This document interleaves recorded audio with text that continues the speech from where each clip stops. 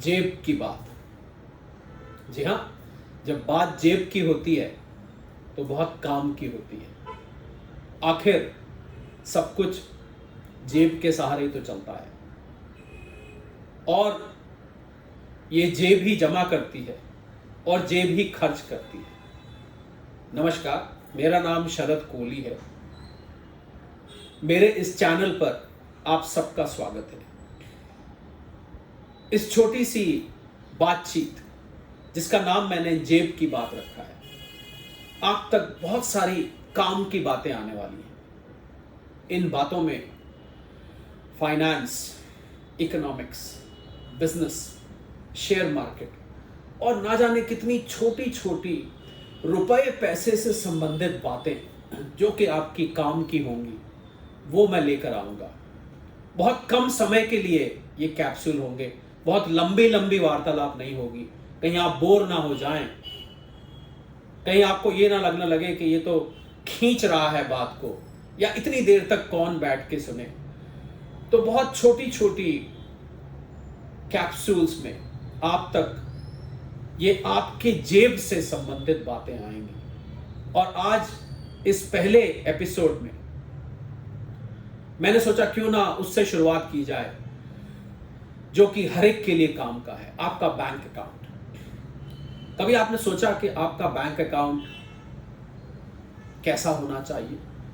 वो savings account कितने बैंकों में होना चाहिए? कुछ लोगों के 8-8, 10-10 सेविंग्स अकाउंट होते हैं, किसी किसी का एक ही होता है। कोई आपसे कहता है एक सेविंग्स अकाउंट और खुलवाओ। कभी कोई बैंक का एग्जीक्यूटिव आप तक आ जाता है, कहता है साहब एक और खुलवा लीजिए, हमारे बैंक के साथ भी खुलवा लीजिए। पर आपके लिए कितने अकाउंट पर्याप्त हैं? जी हां, बैंक अकाउंट 1 या 2, हद से हद 3, इससे ज्यादा नहीं होने चाहिए, क्योंकि जितने अकाउंट होंगे आपको उतनी ही संभाल रखनी पड़ेगी। सब में पैसा बढ़ जाता है, कई बार आपको इकट्ठा पैसा देना पड़ता है। पता लगता है कि जो पैसा देना है वो तो 3 अलग अलग अकाउंट्स में है।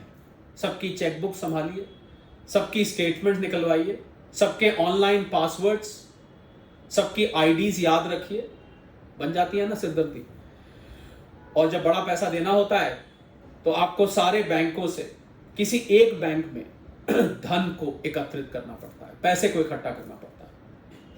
तो 1 या 2 बैंक अकाउंट साहब काफी होते हैं। सेविंग्स अकाउंट में अब आप पूछेंगे कि कितना पैसा रखना चाहिए। मेरा यह मानना है कि सेविंग्स अकाउंट में न ज्यादा न कम रखेंगे तो आपको जब जरूरत पड़ा तो आप हाथ पैर मारेंगे। ज्यादा रखेंगे तो वो पैसे की बर्बादी है। कैसे बर्बादी है? क्योंकि जो 3 या 4% सेविंग्स अकाउंट पे इंटरेस्ट मिलता है, कुछ प्राइवेट बैंक्स आजकल 5, 6, 7% भी देते हैं। पर वो जब देते हैं जब आपका बैलेंस बहुत ज्यादा हो जाए। वो स्मार्ट है, वो आपसे ज्यादा पैसा रखवाना चाहते हैं। तो इतना ही धन सेविंग्स अकाउंट में रखना चाहिए जितना आपके रोजमर्रा की जरूरत को पूरा करे। क्योंकि अगर आप सेविंग्स बैंक से फिक्स डिपॉजिट भी कर देते हैं तो आजकल जो फिक्स डिपॉजिट्स होती हैं उनको आप आसानी से भुना सकते हैं। वो जमाना गया जब फिक्स डिपॉजिट होती थी और 5 साल के लिए, 3 साल के लिए, तब तक आप छू नहीं सकते थे। आजकल जो फिक्स डिपॉजिट्स होती हैं वो यूनिटाइज्ड होती है। मतलब आपको जितना पैसा चाहिए हो, अगर आपके सेविंग्स अकाउंट में नहीं है तो वो आप फिक्स डिपॉजिट से जब आप चेक लिखेंगे वहां से निकाल लिया जाएगा और बाकी की फिक्स डिपॉजिट छोड़ दी जाएगी। अगर ऐसी नहीं है तो अपने बैंक से बात करिए या किसी ऐसे बैंक में जाइए जहां पर ऐसी फिक्स डिपॉजिट हो या ये सुविधा हो कि जितना चाहे, मान लीजिए आपने 1 लाख की कराई, आपको 40,000 जरूरत है तो 40,000 ही निकाला, बाकी का 60,000 फिक्स डिपॉजिट में पड़ा रहा।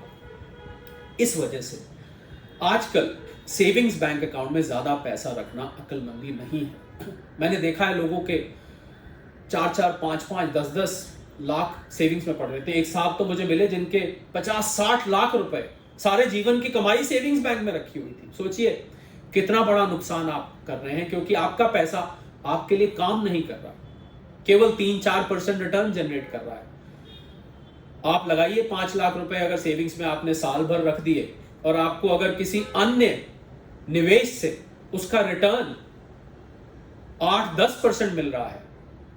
मैं अब आगे आने वाले जो कैप्सूल्स होंगे उनमें बात करेंगे कि कहाँ निवेश करना चाहिए, पर मान लीजिए 7-8% मिल रहा है और आपका सेविंग्स अकाउंट में वो 3-4% ला रहा है, तो आप साल का करीब करीब 20,000 रुपए का नुकसान कर रहे हैं। महीने का 1,500 रुपए से भी ज्यादा का आप अपना नुकसान कर रहे हैं। जी हाँ, सेविंग्स अकाउंट में उतना ही पैसा रखिए जितना आपको जरूरत है, या जो आपकी जरूरत रोजमर्रा की है, जो आप एटीएम से जाके निकालते हैं, जो आप अपने क्रेडिट कार्ड की पेमेंट्स करते हैं, जो आप घर खर्च करते हैं, जो आपको जेब खर्ची चाहिए होता है। जी हाँ, देखिए, हमने जेब की बात शुरू की थी और घूम के हमने फिर जेब का ही जिक्र कर दिया। जितनी भी finance, economics, business, share market, investment, personal finance, ये सब बातें जेब की बात ही होती है। तो जी हाँ, जेब की बात के इस छोटे से एपिसोड को इतना ही रखेंगे।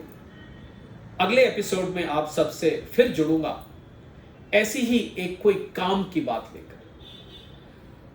आप इसको, वीडियो को चाहे शेयर करें, चाहे आप इसको लाइक करें, आप औरों को भेजना चाहते हैं भेजें, मुझे अपनी सलाह लिखें, अपने कमेंट्स लिखें कि मैं अपनी तरफ से तो आपके लिए जेब का मसाला लेके आऊंगा ही, पर आप क्या सुनना चाहते हैं, आप और क्या जानकारी हासिल करना चाहते हैं, मैं कोशिश करूंगा आपके लिए लाने की।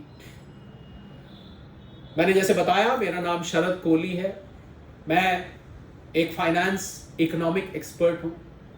टेलीविजन, रेडियो, अखबार, इन माध्यमों पे मुझे लिया जाता है यही सब बातें करने के लिए। मैंने सोचा, जो लोग टेलीविजन नहीं देखते, जहां टेलीविजन में तो जो वो कहते हैं वो बोलना पड़ता है, जो लोग रेडियो नहीं सुनते, जो लोग आजकल अखबार नहीं पढ़ते, उनके लिए ये छोटी छोटी जानकारी कितनी अहमियत रखती है, ये तब पता लगता है जब आप इस जानकारी के लिए इधर उधर भटकते हैं, गूगल करते हैं, इधर उधर जानकारी हासिल करते हैं, दोस्तों से, रिश्तेदारों से पूछते हैं जरा बताओ, या किसी एक्सपर्ट से को ढूंढते हैं पूछने के लिए। मैंने सोचा क्यों ना ये जेब की बात श्रृंखला सीरीज चलाई जाए इस शरद कोहली चैनल पर, और आपको ये छोटी छोटी जानकारियां यहां से मिलती रहें। मैं उम्मीद करता हूं कि आपको ये छोटी सी जानकारी, बहुत ही आसान, बहुत ही ऐसी चीज, आपको पता होगा जनधन अकाउंट में, योजना में आजकल 30-40 करोड़ अकाउंट, सेविंग्स अकाउंट हो चुके हैं। हर व्यक्ति का सेविंग्स अकाउंट है। मुझे लगा कि ये ऐसी चीज है जो सबको पता होनी चाहिए। इसमें और भी जानकारी अभी आप ले सकते हैं, आप कमेंट में लिखिएगा, मैं जरूर उस पर प्रकाश डालने की कोशिश करूंगा। अगले एपिसोड में आपसे फिर जुड़ूंगा। ऐसे ही मैं खड़े होकर आपसे बोलूंगा।